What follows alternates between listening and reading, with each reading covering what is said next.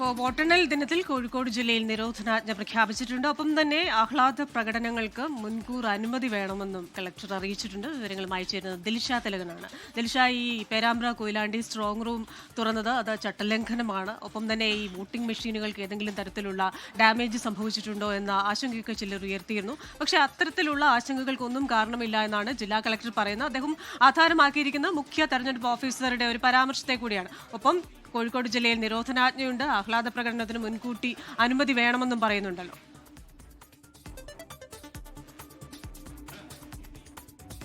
തീർച്ചയായിട്ടും ക്രിസ്റ്റീന, ഈ വോട്ടെടുപ്പിന് പിന്നാലെ വലിയ രീതിയിലുള്ള ഒരു ആരോപണവുമായിട്ടാണ് UDF രംഗത്ത് വന്നത്. അതായത് പേരാമ്പ്രയിലെ സ്ട്രോങ് റൂം തുറന്നു എന്ന ആരോപണം പിന്നാലെ വലിയ രീതിയിലുള്ള പ്രതിഷേധങ്ങളെല്ലാം തന്നെ ഉണ്ടായി. കളക്ടർക്ക് പരാതി നൽകുകയും ചെയ്തു.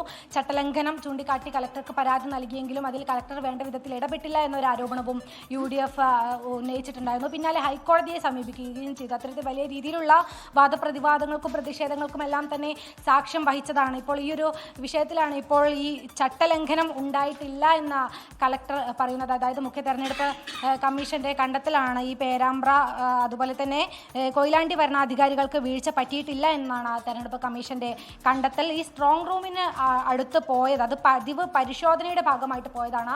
ചട്ടലംഘനം ഉണ്ടായിട്ടില്ല, വോട്ടിംഗ് യന്ത്രങ്ങളെല്ലാം തന്നെ സുരക്ഷിതമാണ്, അതിൽ ക്രമക്കേട് ഉണ്ടായിട്ടില്ല എന്നാണ് തെരഞ്ഞെടുപ്പ് കമ്മീഷന്റെ കണ്ടെത്തൽ. ഈ ഒരു വിഷയവുമായി ബന്ധപ്പെട്ട് ഈ പേരാമ്പ്രയിലെ ഭരണാധികാരി ഈ സ്ട്രോങ് റൂം തുറന്നു എന്നായിരുന്നു UDF ആരോപിച്ചത്. മാത്രമല്ല ലാപ്ടോപ്പ് ഉൾപ്പെടെ കൊണ്ടുപോയി എന്നും ആരോപിക്കുന്നുണ്ടായിരുന്നു. അതുപോലെ കൊയിലാണ്ടിയിലെ ഭരണാധികാരിയെ സംശയാസ്പദമായ രീതിയിൽ സ്ട്രോങ് റൂമിന് സമീപത്ത് കണ്ടു എന്നൊക്കെയായിരുന്നു ആരോപണങ്ങൾ ഉണ്ടായിരുന്നത്. എന്തായാലും UDFന്റെ ആരോപണങ്ങൾ തള്ളിയിരിക്കുകയാണ് ഇപ്പോൾ തെരഞ്ഞെടുപ്പ് കമ്മീഷൻ. മറ്റൊരു പ്രധാനപ്പെട്ട കാര്യം, വോട്ടെണ്ണൽ ദിവസം കോഴിക്കോട് ജില്ലയിൽ നിരോധനാജ്ഞ പുറപ്പെടുവിച്ചിരിക്കുകയാണ് ജില്ലാ കളക്ടർ. കോഴിക്കോട് ജില്ലയിൽ പടക്കം വിൽപ്പനയ്ക്കുൾപ്പെടെ നിരോധനമുണ്ട്. അതിരുവിട്ട ആഘോഷങ്ങൾ നിയന്ത്രിക്കുന്നതിൻ്റെ ഭാഗമായിട്ടാണ് ഇപ്പോൾ ഇത്തരത്തിലൊരു നടപടിയിലേക്ക് കടക്കുന്നത്. അതേസമയം കോഴിക്കോട് ആഹ്ലാദ പ്രകടനങ്ങൾക്ക് മുൻകൂർ അനുമതി തേടണം എന്നാണ് പോലീസിൻ്റെ ഒരു നിർദ്ദേശം വന്നിരിക്കുന്നത്. രാത്രി 7 മണിക്ക് മുമ്പായിട്ട് ആഹ്ലാദ പ്രകടനങ്ങൾ അവസാനിപ്പിക്കണം. ആഹ്ലാദ പ്രകടനങ്ങളിൽ DJ ഒഴിവാക്കാൻ നിർദ്ദേശമുണ്ട്.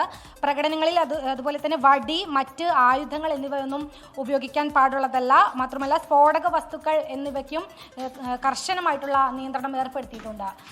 ക്രിസ്റ്റീന, ശരി. എന്തായാലും വോട്ടെണ്ണൽ ദിനത്തിൽ ആഹ്ലാദ പ്രകടനത്തിന് മുൻകൂട്ടി അനുമതി വാങ്ങണം. കോഴിക്കോട് ജില്ലയിൽ നിരോധനാജ്ഞയാണ്. അവിടെ നൽകിയിരിക്കുന്ന പൊതുവായ നിർദ്ദേശങ്ങളാണ് ദിൽഷ തിലകൻ കോഴിക്കോട് നിന്ന് പ്രേക്ഷകരെ അറിയിച്ചത്.